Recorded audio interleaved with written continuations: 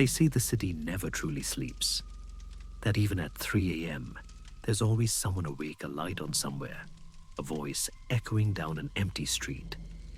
But what if one night, it all just stops? No hum of traffic, no neighbors arguing through the walls, no sound at all, just silence, thick and heavy, like the world itself is holding its breath.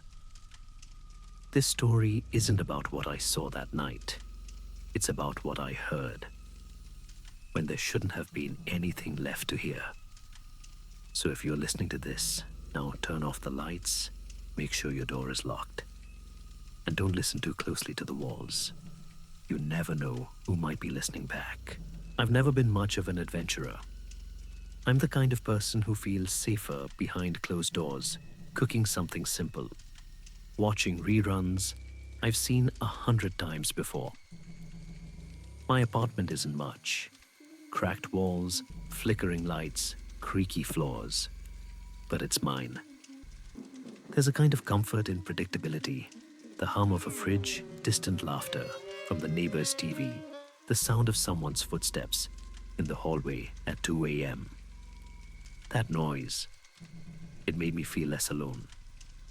I guess that's why I noticed it so quickly when it all stopped. It started 3 nights ago. I was scrolling through my phone half awake, mindlessly swiping through the same loop of nothing. Then the lights flickered. That wasn't unusual in this old building. It happens all the time. But this time, they didn't come back on. I waited. Nothing. The entire apartment was dark, and when I looked out the window, so was the street. No headlights, no neon signs, no street lamps, just a deep swallowing black. I expected to hear people reacting, maybe someone shouting down the hall or fumbling for flashlights. But there was nothing. No murmurs, no movement, no sound at all. It wasn't just quiet, it was dead. That's when the unease began to crawl, in the kind that doesn't just make you nervous, but makes your skin remember fear. I turned on my phone's flashlight and checked the hallway. Empty. The air felt heavy, like the building itself was holding its breath. Somewhere down the corridor, I saw faint light coming from under a few doors. It wasn't electric light. It was soft pale, like candlelight, but colder somehow. I knocked on the door across from mine. Nothing. Tried again, silence. Then I went to the single mother's apartment. Same thing. No answer. No sound of her kid running around like usual. When I looked at my phone again, the signal was gone. No Wi-Fi, no data, not even a single bar. The building, the city, it all felt disconnected, as if the world had quietly been switched off. Hours passed. Then I saw them silhouettes in the street. People from the building, moving fast, dragging suitcases or clutching bags. None of them spoke. None of them looked back. They disappeared into the darkness. And then I was alone. I tried to tell myself it was just a blackout. But sometime around midnight, I started hearing tapping. Faint, rhythmic, like fingers drumming against the wall. I told myself it was the pipes, the wind, anything. But it moved first behind me, then above me, then from the other side of the room. The creaking came next, footsteps above me. Slow, deliberate. But I live on the top floor. I opened my door. The hallway was empty again, but the air felt wrong, thick and stale, like it was pressing against my skin. That's when I heard it. A child's laugh. It was soft, almost playful. But it echoed strangely, like it came from everywhere at once. There were no kids in this building. Not anymore. I checked the building's security feed. The backup power still ran the cameras. At first, everything looked normal. Empty halls, a quiet lobby. Then I noticed something. The people who had left earlier. Their movements weren't right. They were jerky, like missing frames from an old VHS tape. And then I saw them.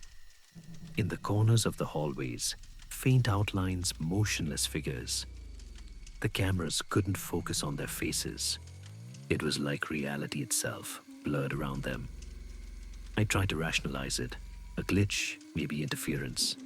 But deep down, I knew something had gone very wrong. And then, the knocking started. Soft, patient, right at my door. I peered through the peephole. Nothing. But the hallway didn't look empty. The shadows in the corners felt darker, deeper. I locked every bolt, every chain, and sat in the corner, flashlight in hand. The silence stretched on until it became unbearable. Then pounding from the walls, the ceiling, the floor, and faces, dozens of them pressing against the plaster, their mouths moving soundlessly, eyes hollow. They looked like they were trying to push through. The light went out. I remember clutching the flashlight, shaking, whispering to myself, "It's not real. It's not real." Then, a whisper right behind me, "You stayed. Now you're one of us." It wasn't angry. It was almost kind. And that made it so much worse. When I woke up, daylight was streaming through the window. The power was back. The hum of the refrigerator returned. Everything looked normal. Too normal. I told myself it was a nightmare. Maybe I'd fallen asleep during the blackout. I even convinced myself for a few days. Then the small things started. My reflection lingered a second too long in the mirror. Sometimes I'd hear myself whispering from another room, even though my mouth was shut. And one morning, there was a note slipped under my door. No return address, just 5 words in my handwriting. "It's not the building. It's you." I found a key in my bag that night, old tarnished gold to the touch. The key to my old apartment. I didn't back it. I shouldn't have had it. I threw it out the window. When I turned around, it was back on my nightstand. I don't know how long I lasted after that. Sleep didn't help. Leaving didn't help. Wherever I went, the silence followed. People around me started to change. They grew distant, hollow-eyed, like they could hear it too. So I drove back. I don't even remember the road, just the pull, that cold key in my hand, guiding me home. The building was waiting. The lobby looked the same, the message board still covered in desperate notes. But this time, there was one more. Written in my own hand, "Welcome back."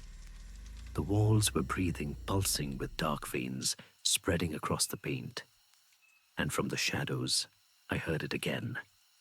That calm, familiar voice. "Welcome back. We've been waiting. I should have never gone back. But maybe I never really left. Maybe none of us ever do." I don't know how long it's been since that night. Days, weeks, maybe longer. Time feels strange now, like it's looping, folding in on itself, trapping me inside the same moment over and over again. Sometimes I still hear the tapping faint behind the walls. Other times I hear laughter. And sometimes I swear I hear you. If you ever find yourself in an old apartment building and the lights begin to flicker, don't wait. Don't check the hall. Don't look for the sound. Because once you hear the silence, it already knows your name.